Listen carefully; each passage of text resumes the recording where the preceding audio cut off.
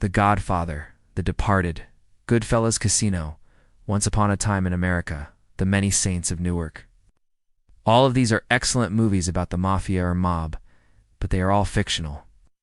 There's always some level of embellishment to make it more entertaining for an audience. Even the best mob movies aren't entirely accurate, but here's the real deal. Here's Mafia 101, How the Mob Works. Greetings, everybody. Greetings, everybody. It's me from my channel, and this is Mafia 101. We be talking about how the mob really works. Not only do I have a personal connection to the subject matter, I'm from New York, come on. But one of my best friends growing up was a distant cousin of mine who became a captain in the Genovese crime family.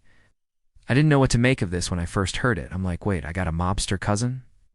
What's he doing? And the guy's name is actually Genovese. And yeah, his father was a capo in the Genovese crime family, which is why my parents had him whacked. No, just kidding. They didn't. But yeah, my cousin's name is Genovese. He was actually involved in the Lucchese crime family. And then his brother-in-law was involved with the Gambino crime family. So both Genovese and Gambino. Crazy coincidence, right? Well, maybe not so much because there aren't that many Italian families in my extended family tree. When I first started talking to him, I didn't want to talk about mob stuff, obviously. Like, we're related. I'm telling you this now. Like, I don't want to talk about mob stuff. And he's like, come on, you can ask me. And so I did ask him some questions. And he gave me some answers. And then when he realized that I was in Colombo, which is funny, he decided to tell me a little bit more about how the mob works. So today we're going to be talking about that. Let's start with the basics. What is the mob? Well, it's organized crime. It's a group of people who come together to commit crimes, specifically white-collar crimes. Now that could include extortion, money laundering, gambling, loan sharking, but it could also include things like union busting and labor racketeering. So that's one thing you should know about the mob. They're not just guys in suits whacking people. Sometimes they operate businesses. Those businesses, they have employees. Now, most of those employees aren't exactly working for minimum wage. That's probably not legal. But they aren't earning six figures either. Business is business. If you've got 20 guys working for you collecting payments from merchants, you re-knock on pay them the same as you would a regular job because it's illegal. So it's kind of a weird, murky world. Now, if you're a member of the mob, there's no HR department.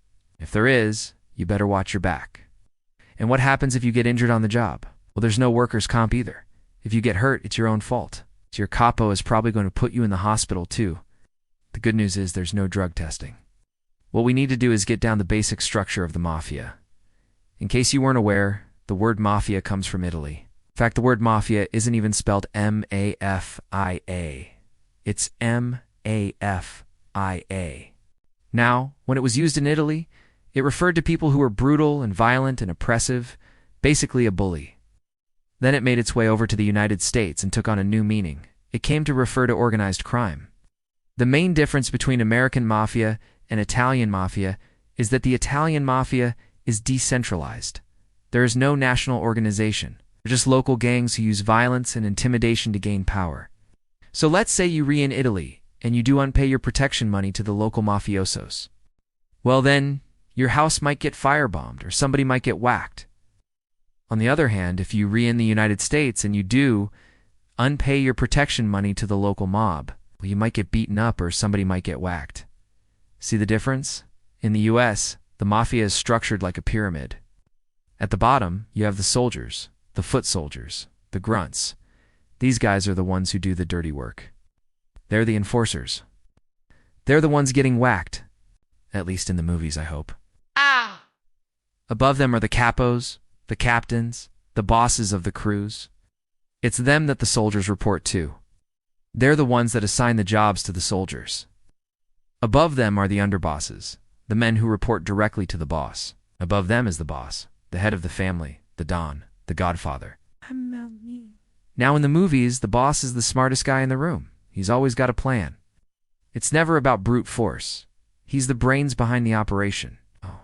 But in real life, sometimes the boss doesn't even know what city he's in. Seriously, when I was a kid, the boss of the Genovese crime family lived in a hotel room in Vegas.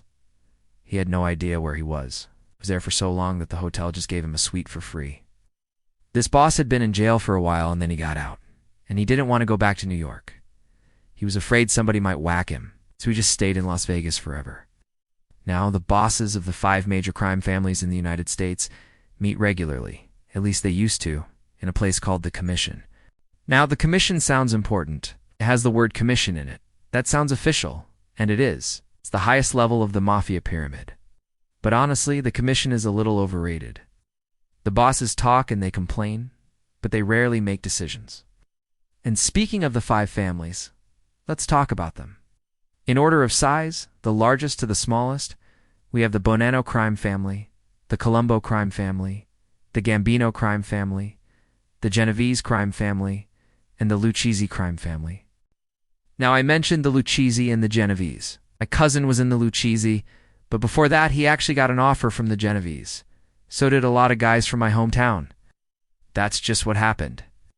And the reason being is because the Genovese are based in New York, but they have a strong presence in Philadelphia as well. In fact, they are still looking for the guy who ratted them out and told the FBI that they were operating a huge gambling ring out of the East Coast. Now, the last time the families were this big was back in the 1950s. There are a few reasons that they've gotten smaller since then. First of all, there's more competition. Back in the day, if you wanted to collect money from merchants, the mob was your only option. Now you can just call the police. Also, the government keeps tabs on mob activity, so if you're making a ton of money, they're going to notice. Finally, there's RICO. RICO stands for Racketeer Influenced and Corrupt Organizations Act. It's a federal law passed in 1970 that allows the government to prosecute mobsters for their criminal activities. Before RICO, you had to prove that a mobster committed a crime. So let's say he robbed a bank. You had to prove that he robbed the bank.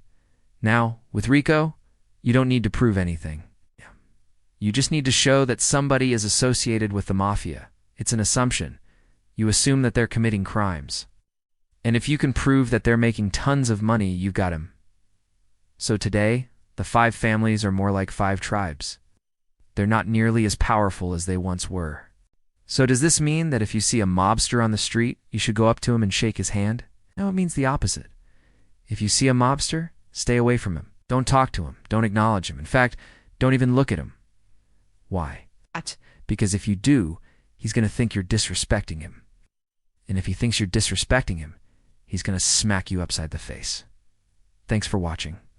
If you enjoyed this video, please hit the thumbs up button. It tells the platform that you appreciate what I'm doing here. Leave me a comment, let me know what you thought. Everybody always says they'll leave comments, but nobody ever does. Well, some people do. I see your comments. Thank you. Subscribe to my channel so you don't miss any of my videos. And if you'd like to support my work, go to my support page. Follow me on social media. I post original content there every day, and I'm not talking about this. It's all kinds of stuff about writing and storytelling and everything else I'm working on. And follow me on another platform. I'm posting videos there every single day, including Mondays and Wednesdays at 8 a.m. Arizona time. Other than that, I'll see you next time.